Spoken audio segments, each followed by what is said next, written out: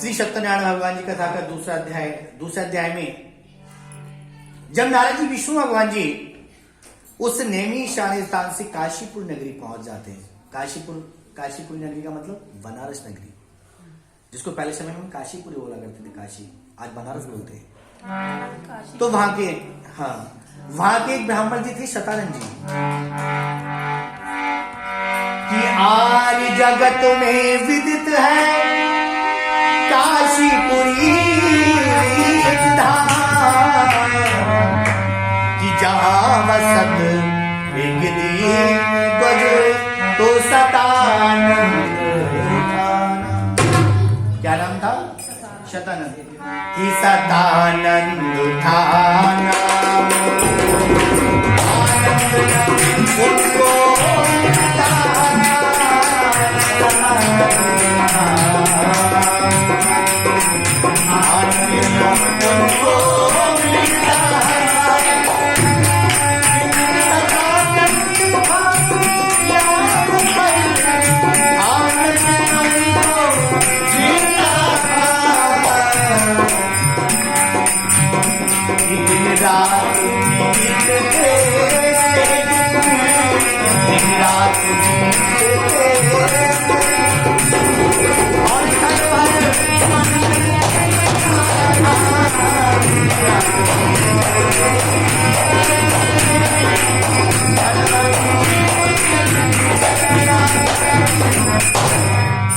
दिन रात बीतते थे दुख में छड़वर भी मन नहीं हिलता था।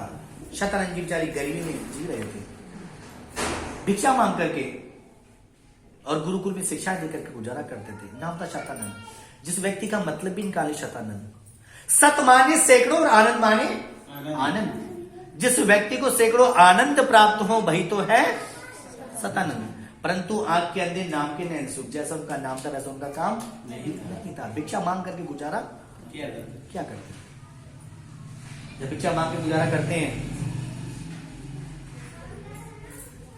एक रोज भाई नारद जी विष्णु भगवान जी जब उस काशीपुर नगरी में पहुंच जाते, उस बनारस नगरी में पहुंच जाते हैं, उधर भाई शतानंद ब्राह्मण जी बेचारे भिक्षा मांग रहे थे और भगवान का गुणगान कर रहे थे। किस प्रकार से कि हे प्रभु, पता नहीं कब आओगे, कब हमारी गरीबी को दूर करोगे। तो कहते हैं कि जाने कब आएगा और मुझे अपना बनाएगा,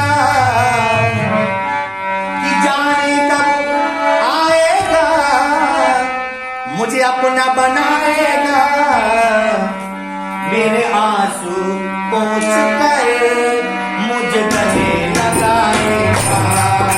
कब आएगा मेरा सावरिया, कब आएगा मेरा सावरिया, कब आएगा मेरा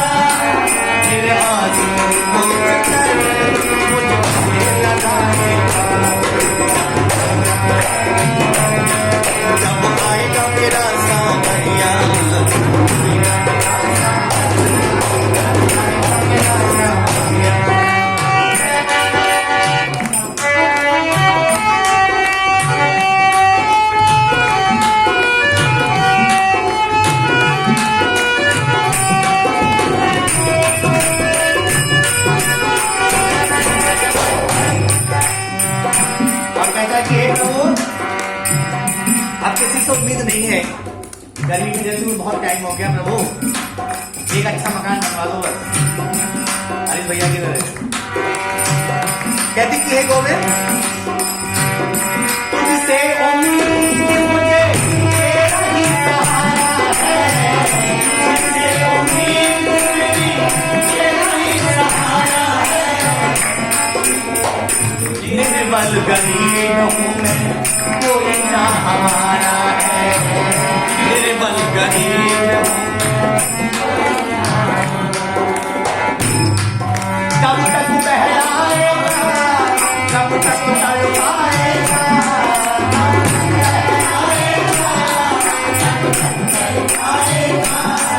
मेरे आदमी को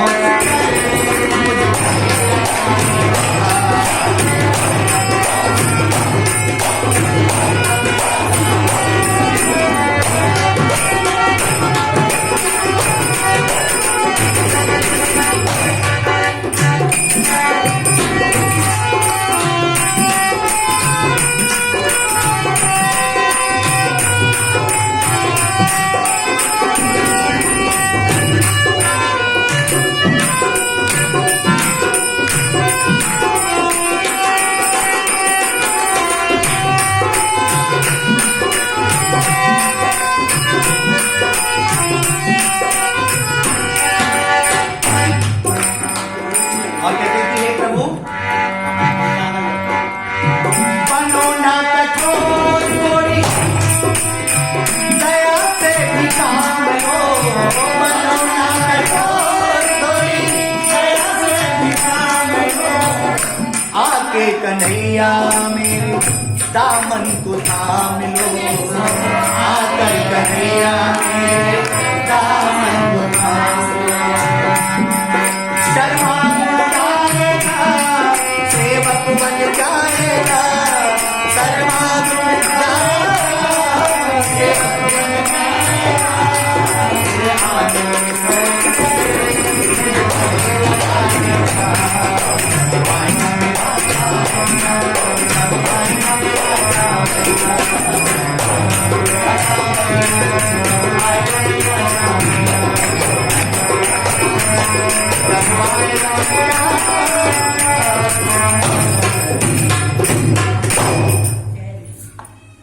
तब नारद जी विष्णु भगवान जो दंडी बाबा का वेश रख करके काशीपुर नगरी पहुंचे, उस बनारस नगरी में सदानंद जी मिले। कहा कि हे सदानंद ब्राह्मण, तुम बड़े गरीब ब्राह्मण लग रहे हो। सदानंद जी ने कहा कि हाँ दंडी बाबा जी, मैं बहुत गरीब ब्राह्मण हूं, भिक्षा के लिए इधर उधर मारा मारा फिरता हूं। हे प्रभु, यदि आप इस गरीबी से हटने का कोई उपाय जानते हो तो कृपा करके मुझे बताइए, यूं कैसा उपाय किस प्रकार से करना चाहिए। तब उन्होंने कहा, हे सतन ब्राह्मण जी, हम आपको एक ऐसा उपाय बतलाएंगे जिससे हर लगे ना फिटकरी रंग में चौक, जिसके करने से आपको मन वांछित फलों की प्राप्ति होगी। आप सत्यनारायण भगवान जी के पूजन का संकल्प लीजिएगा। सत्यनारायण सत्य ही नारायण है। सत्य के रास्तों पर चलने के जो हमारे आचरण होते हैं, जो हमारे नियम होते हैं, वे हमारी सत्यनारायण जी कथा के द्वारा बतलाए जाते हैं कि सत्य के रास्तों पर चलो, सत्यता को अपनाओ, किसी से कपट चोरी कुछ नहीं, एक अच्छा जीवन, एक सामाजिक जीवन जियो, सभी से प्रेम भाव रखो। सतरंग सुन करके बड़े प्रसन्न हुए, कहने लगे कि हे दंडी बाबा जी, यदि हम अगले चल करके धनवान बन जाएंगे तो हम अपने घर पर भगवान जी का पूजन जरूर करवाएंगे। शतन ब्राह्मण रोज भिक्षा मांगने की जाते थे, एक रोज भिक्षा मांगने के निकलते हैं, किस प्रकार से भगवान का गुणगान करते जा रहे हैं। वही शतन ब्राह्मण थे कि झोली लई कांधे में डाल और भिक्षा मांगन चला हो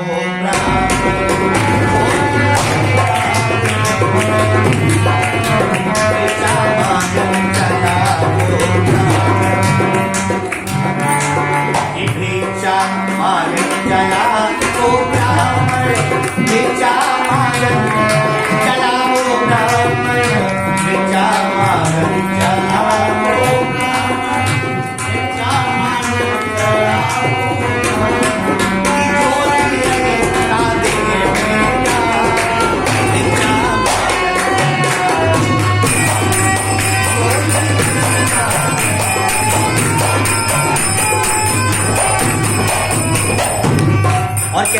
ने क्या कि हे बोले, हे प्रभु भिक्षा मांग कर लाऊंगा, प्रभु तेरा भोग लगाऊंगा, मैं भिक्षा मांग कर लाऊंगा, प्रभु तेरा भोग लगाऊंगा, और मेरा कर दो मेरा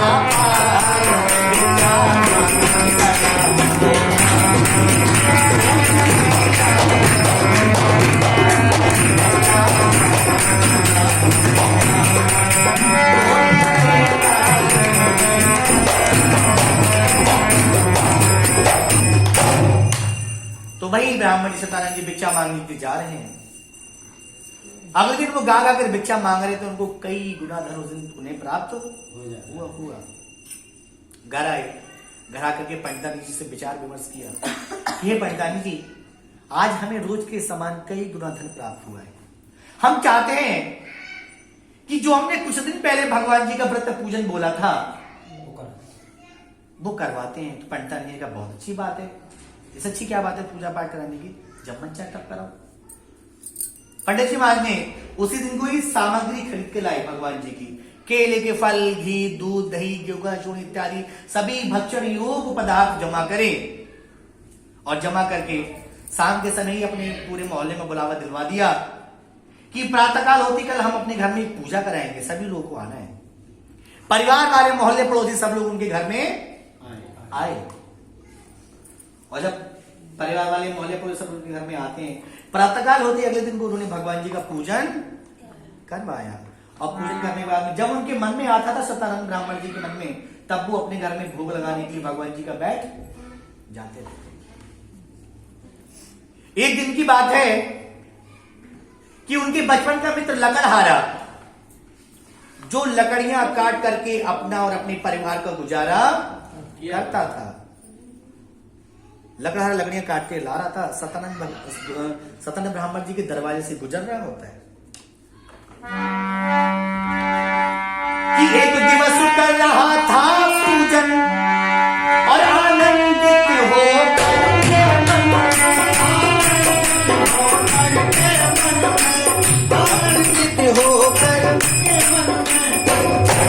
समय एक लकड़हारा खड़ा हो गया,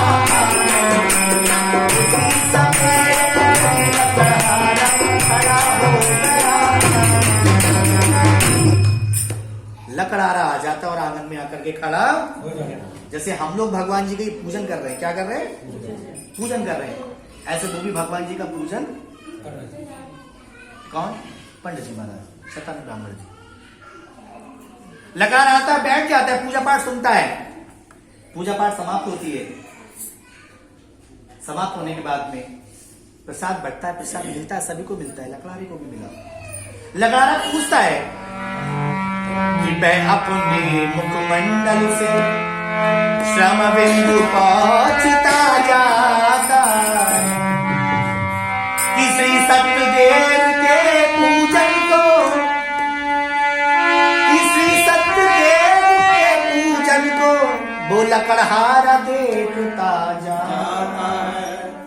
पूजा पाठ समाप्ति, प्रसाद मिला, मिलने के बाद वो पूछता है, पंडित जी महाराज तुम क्या कर रहे हो,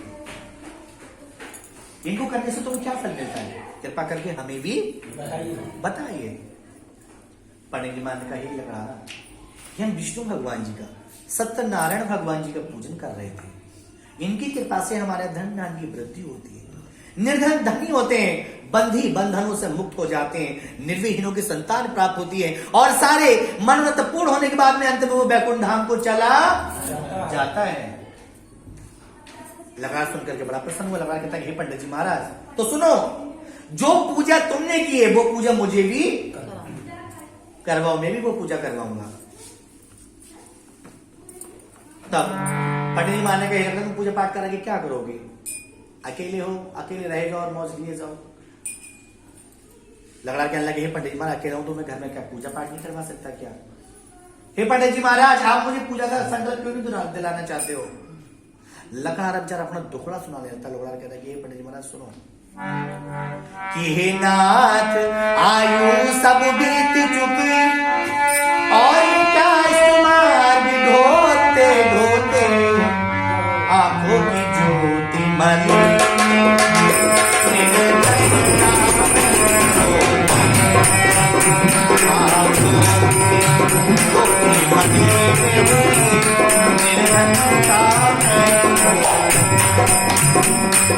और यदि आप पाए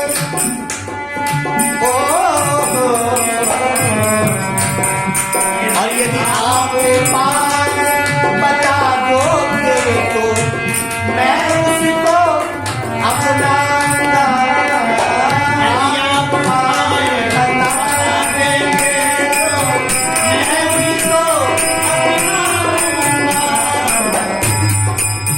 धरती से लेकर आसमान, धरती से लेकर आसमान तक तुम्हारे गुणों को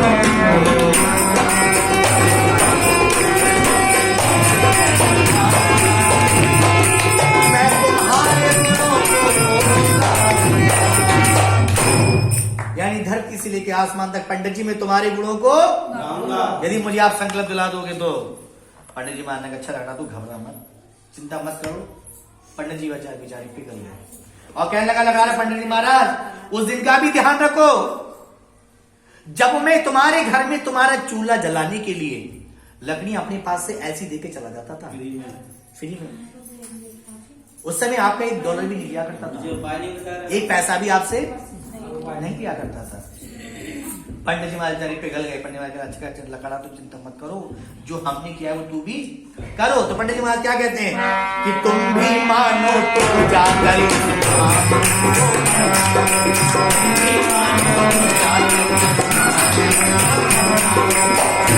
मानो तो जाकर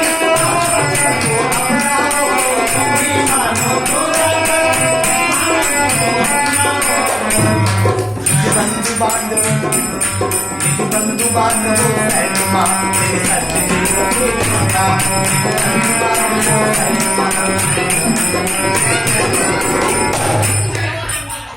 निज बंधु बांधवों सहित महर्षि शत्रुदेव के गुण गाओ।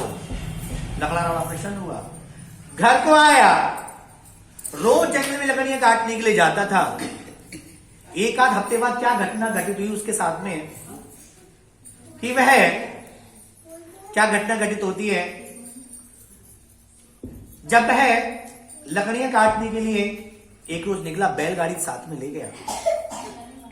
लकड़ियों के 8-10 गट्ठे उसने काटे, आम की, बबूल की करके अनेक प्रकार की लकड़ियां थी। उसमें उसे चंदन का भी पेड़ मिल जाता है जंगल में, पर लकड़हारे को नहीं पता था ये चंदन का पेड़। उसकी भी लकड़ियां काट रहा था, इकट्ठा उसकी भी हो जाती हैं और नगर में बेचने के लिए ले आता है। बाजार में लाया, लकड़ी उसने फैला के रख दी, लकड़ी उसमें सुगंध आ रही थी और लकड़हारों ने पहचान ली कि ये लकड़हारा, आज तो इसमें तुम्हारा एक गट्ठा चंदन की लकड़ियों का लग रहा है, कहां से मिल गया पेड़ आपको ये? तो लकड़हारा बड़े चमके पड़ गया। लकड़हारा कहने लगा अच्छा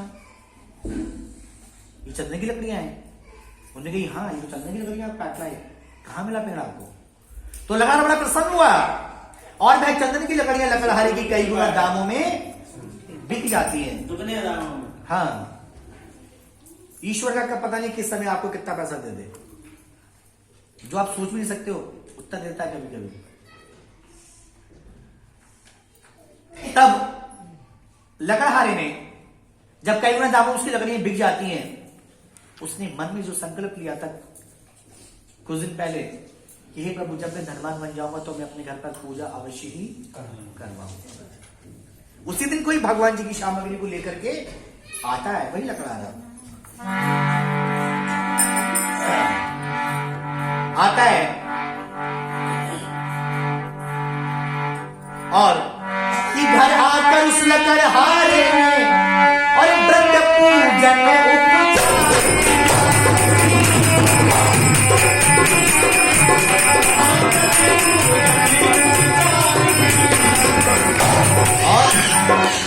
सत्यदेव नारायण ने, श्री सत्यदेव नारायण ने सत्यदेव नारायण ने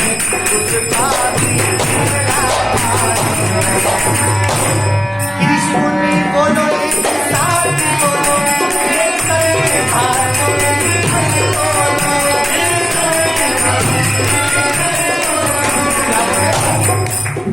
यहाँ दूसरा अध्याय समाप्त हुआ।